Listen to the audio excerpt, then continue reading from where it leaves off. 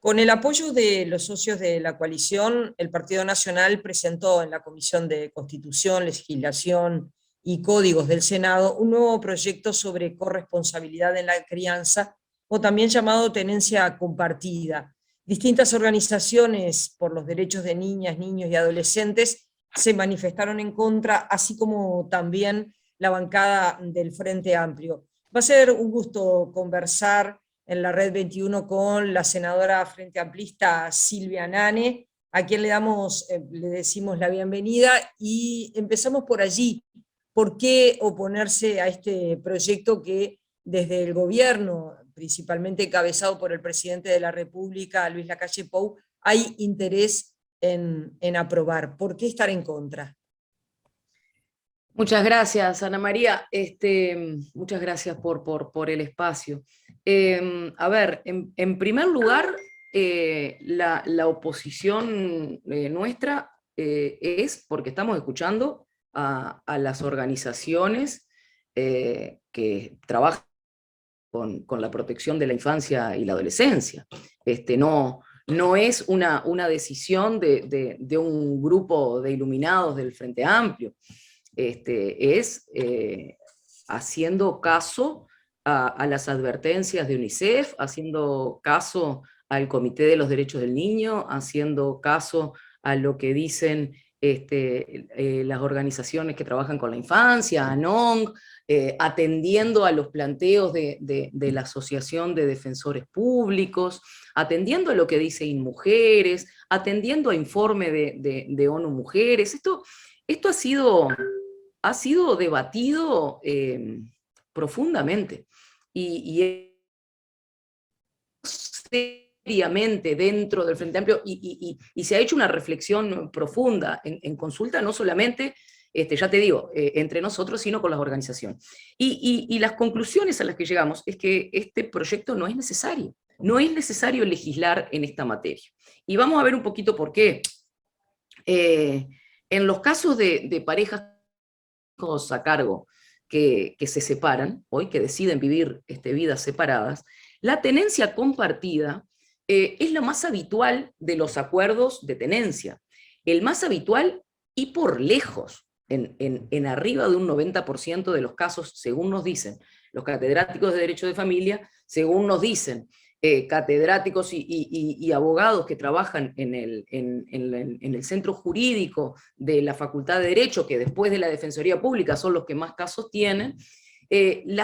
cuando un conflicto entre adultos que no se pueden poner de acuerdo, en el caso de la tenencia, llega en una primera instancia a un procedimiento judicial, eso ya es una minoría de la cantidad de casos enorme que ya lograron un acuerdo. Y cuando en esa primera instancia judicial no hay acuerdo y se pasa a una segunda instancia, es porque ya los casos son bastante complicados. Casos que involucran situaciones de abuso, situaciones de violencia grave. Entonces, si hoy nos ponemos a analizar dónde estaría el universo de aplicación de estos proyectos, sería en aquellos que no logran un acuerdo aún en esa segunda instancia, donde típicamente son juzgados especializados, que tienen técnicos, donde el juez, por mandato de la Convención de los Derechos del Niño y del Código de la Niñez y la Adolescencia, tiene que velar por el interés superior del niño y por el derecho del niño a ser oído. Escucha, entiende, lo analiza con técnicos especializados y en función de eso toma una decisión. Hablando en aquella segunda instancia. Estos proyectos no son necesarios. Me podrán decir, pero el hecho de que pasen una segunda instancia y que no se llegue a un acuerdo es irrelevante para ustedes. No,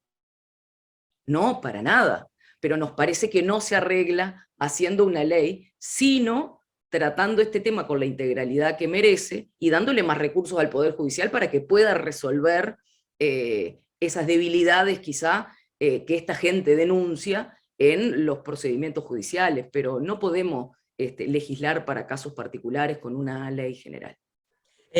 Mucha gente señala que son muchos los padres que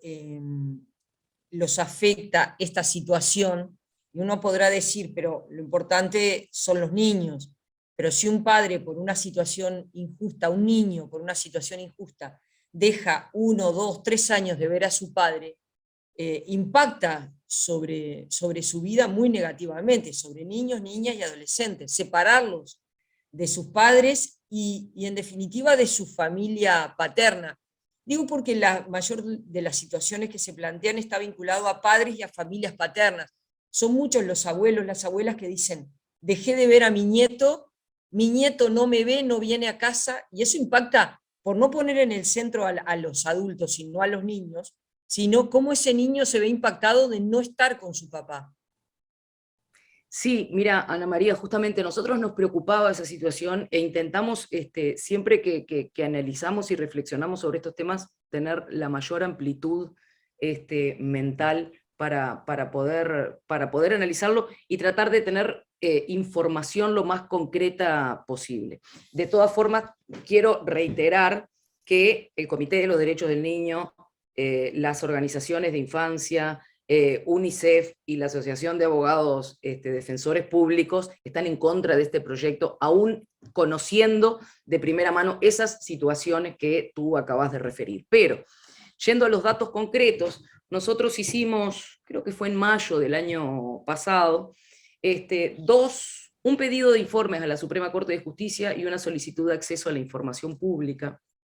solicitando, para tratar de entender en qué universo estábamos trabajando, y solicitamos la cantidad de procesos de tenencia que habían sido iniciados entre el 2018 y el 2021,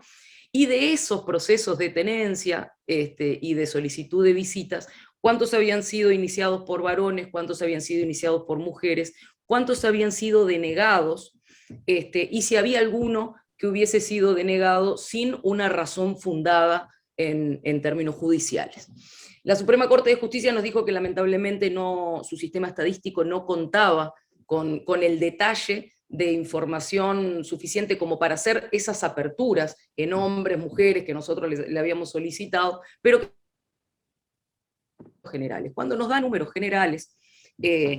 los datos, tanto en el 2018 como en el 2019, como en el 2020, que hay un pequeño descenso en las cantidades, suponemos que por la incidencia de la pandemia, los procesos de solicitudes de tenencia rondan los 300 casos, y los procesos de lo que se llama ratificación de tenencia, que típicamente se hace para el cobro de la pensión alimenticia, rondan los 3.000 casos.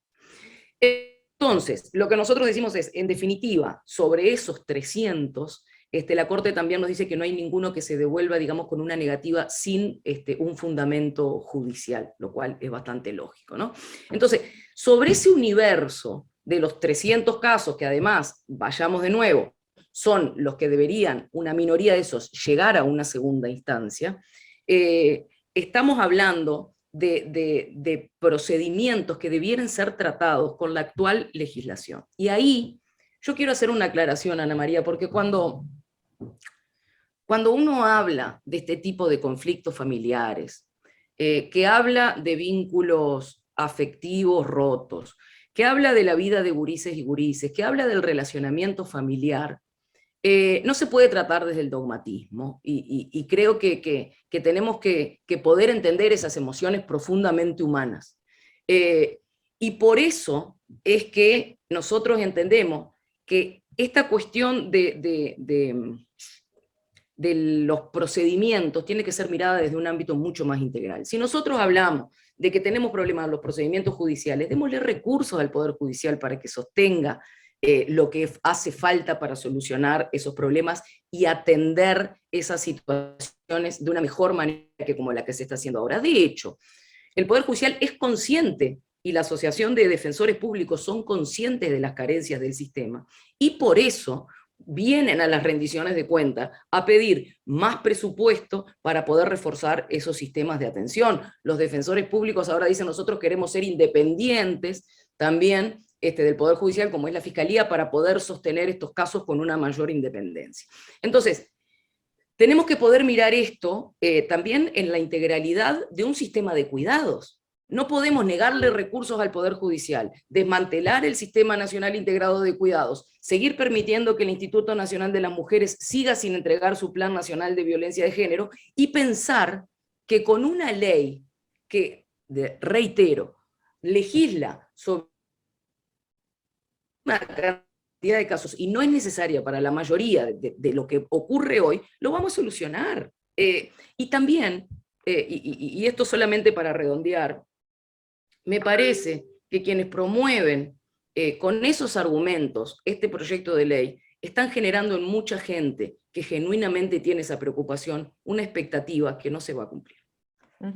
¿Qué son los cambios que se proponen? ¿Qué es lo que está funcionando hoy y qué son los cambios que se proponen que podría ser grave para la integridad de niños, niñas y adolescentes? Bueno, lo que está funcionando hoy es, como te decía al principio, la aplicación de la Convención de los Derechos del Niño, del cual Uruguay es un Estado parte y por lo cual tiene que incorporar las pautas de la Convención en su normativa local, y el Código de la Niñez y la Adolescencia, que fue un código que no es perfecto, que es perfectible, como todas las cosas que se legislan y que después tienen que ir poniendo las actualizaciones que la sociedad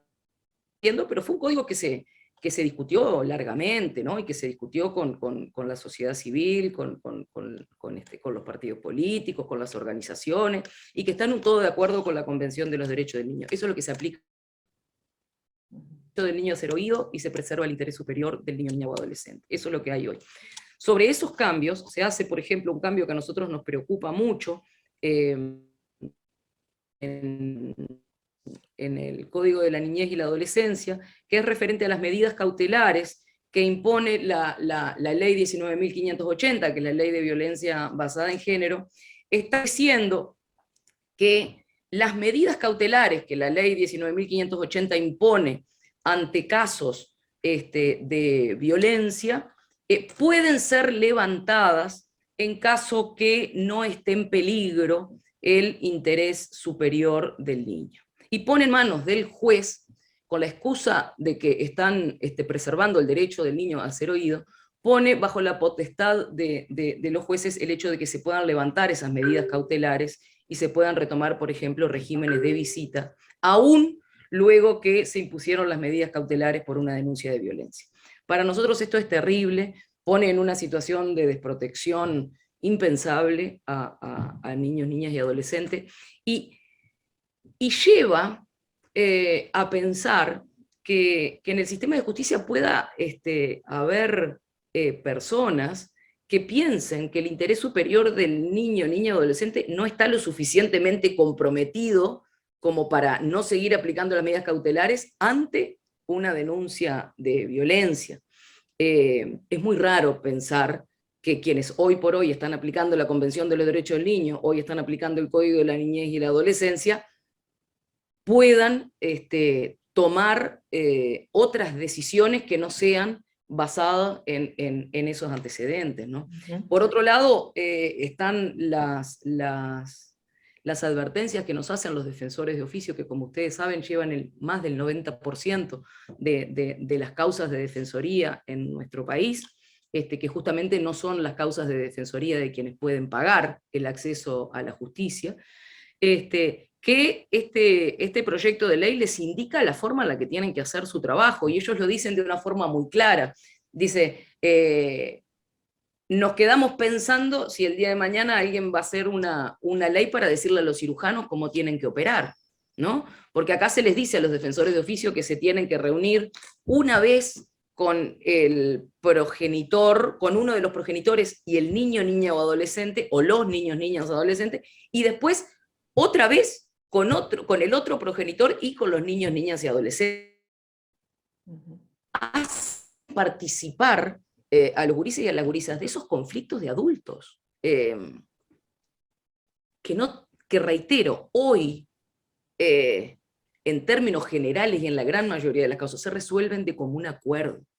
Y cuando no hay que exponerlos a los gurises. Este proyecto que se impulsa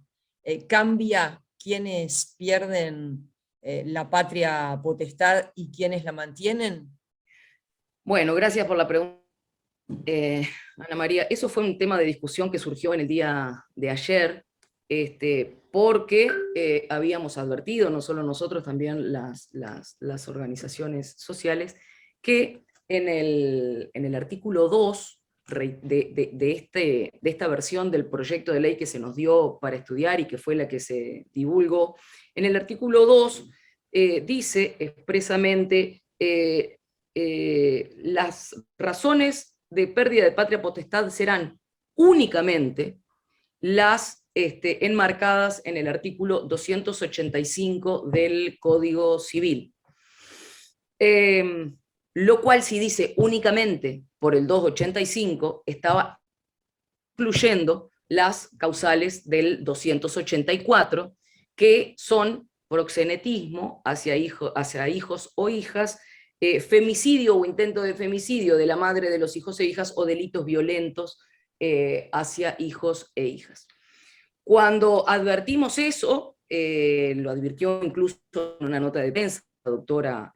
Ana Lima,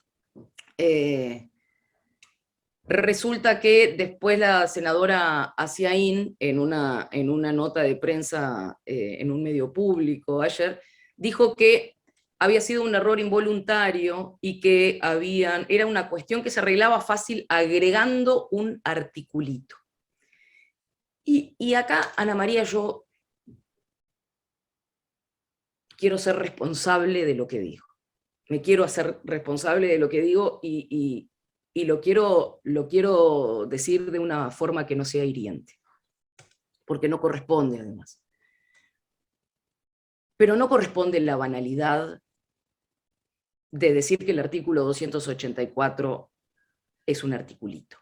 Es expresarse con una banalidad poco propia del tema tan serio que estamos hablando. En una segunda instancia, es casi un insulto a la inteligencia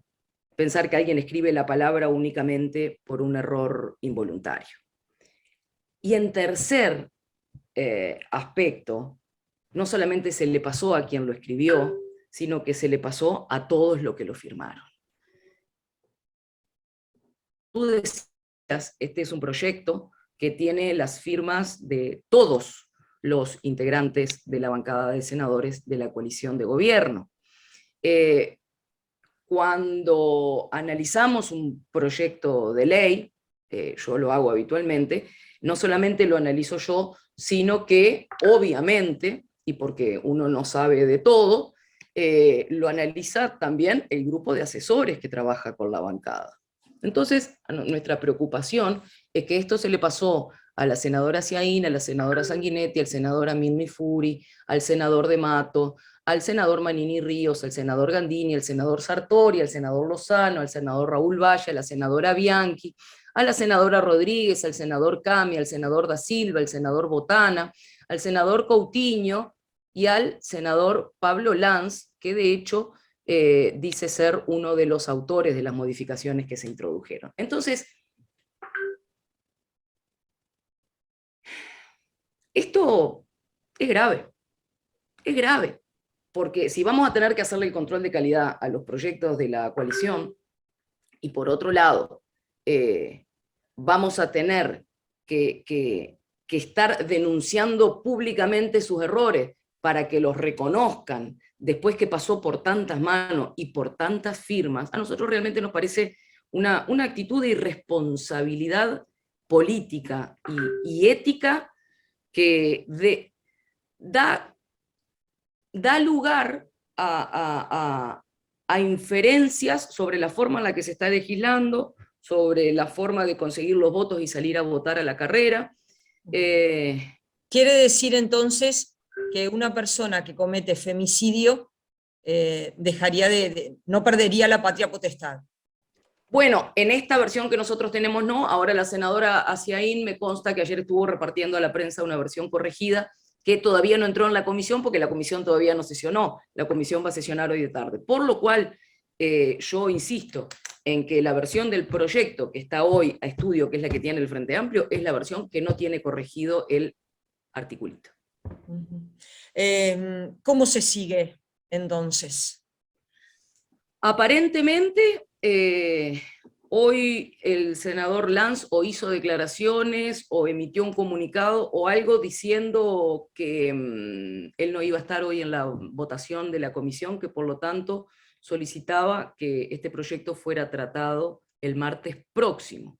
Sin embargo, y supongo que conociendo esta situación del senador Lanz, porque cuando uno está con COVID lo anuncia con un tiempo antes, porque tiene que pedir las licencias correspondientes y demás. Ayer en la coordinación de bancadas, en la cual participó por el Frente Amplio la senadora Lilian Quechichán, que es la coordinadora de bancadas,